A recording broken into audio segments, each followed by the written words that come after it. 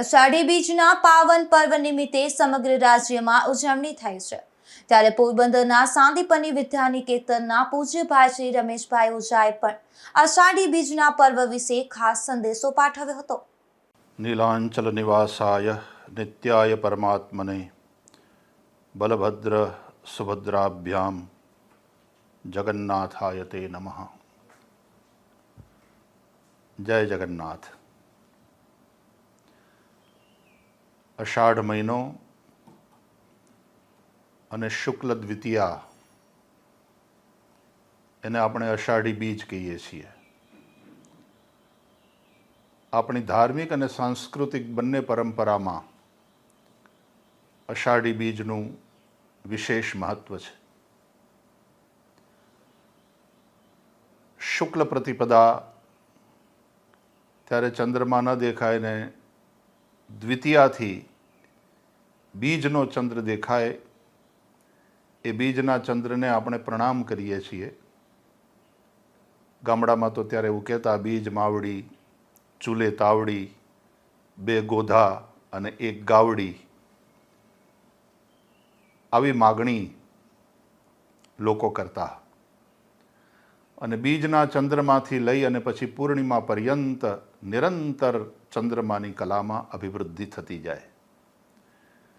એટલે શુદ્ધ બીજનું આપણે ત્યાં વધારે મહત્વ, ને એમાંય અષાઢી બીજ જ્યારે આવે એ નવજીવનનો સંદેશો લઈને આવે છે. તપેલી ધરતી ઉપર અષાઢનો વરસાદ વરસતો હોય અને એનાથી એક જે પ્રકૃતિની રમણીયતા અને સાથે સાથે ધરતીના ગર્ભમાં પડેલા બીજ અંકુરિત થઈ અને ધન ધાન્યથી મનુષ્યની જાતને સમૃદ્ધ કરે છે. બધા જ પ્રાણીઓને નવજીવન આપે છે. માતા પ્રકૃતિના આશીર્વાદ, માતા પ્રકૃતિનું સૌંદર્ય અને માતા પ્રકૃતિના પ્રત્યે કહોભાવથી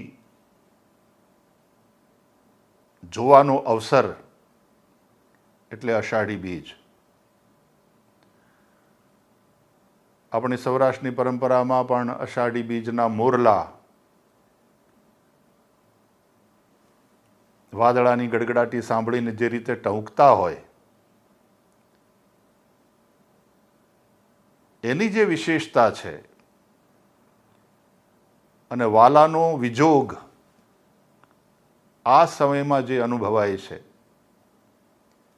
એને લઈને સાહિત્યકારોએ અનેક દુહાઓ હોય, છંદો હોય કે કવિતાઓ હોય એની રચના કરી છે. ધાર્મિક દ્રષ્ટિએ જોઈએ તો ભગવાન જગન્નાથ એની રથયાત્રા આજના દિવસે નીકળે છે. જગન્નાથપુરી, ત્યાં તો બહુ મોટે પાયે ભગવાન જગન્નાથની રથયાત્રા નીકળે જ છે, પણ આપણે ત્યાં અમદાવાદમાં અને અન્યત્ર પણ જ્યાં જ્યાં ભગવાન જગન્નાથના મંદિર છે, ખૂબ ભક્તિપૂર્વક રથયાત્રાનો ઉત્સવ થતો હોય છે. ભગવાન જગન્નાથનો રથ, સુભદ્રાજીનો રથ, શ્રી બલભદ્રજીનો રથ. આ એક જ મંદિર એવું છે કે જેમાં આ ત્રણેય ભાઈ બહેન એક સાથે નિવાસ કરે છે, પૂજાય છે. બલભદ્રજી જ્ઞાન સ્વરૂપ છે, ભગવાન સંકર્ષણનો અવતાર છે. સુભદ્રાજી કલ્યાણ કરનારી એવી ભક્તિ છે અને ભગવાન શ્રી કૃષ્ણ સ્વયં જગન્નાથ છે. શાસ્ત્ર અનુસાર આપણું શરીર એ જ રથ છે અને એ રથમાં જ્ઞાન, ભક્તિ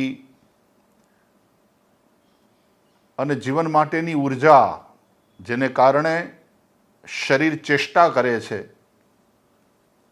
જેની કૃપાથી આપણે કર્મ કરીએ છીએ, તે સૌની અંદર વિરાજેલા સૌના આત્મારૂપ ભગવાન શ્રી કૃષ્ણ, શ્રી જગન્નાથ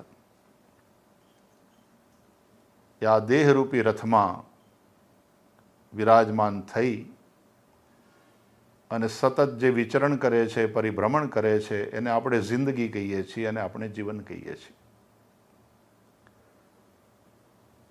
હૃદયની અંદર એ જ ભગવાનના આપણે દર્શન કરવાના છે, એ ભગવાનની પાસેથી ભક્તિની યાચના કરવાની છે, આપણી બુદ્ધિને જ્ઞાનથી પ્રકાશિત કરવાની છે. અને મારા હૃદયમાં જે બિરાજે છે એ જ ભગવાન સામે રથમાં આરૂઢ થઈ અને મને દર્શન આપી રહ્યા છે, આ ભાવ કરવાનો છે. એટલે જ પ્રાર્થના કરીએ છીએ, જગન્નાથ સ્વામી નયન પથગામી ભવતુ મે. ભગવાન જગન્નાથની કૃપા આપણા સૌના ઉપર વરસે. આપ સૌને અષાઢી બીજની ખૂબ ખૂબ શુભકામના. જય જગન્નાથ.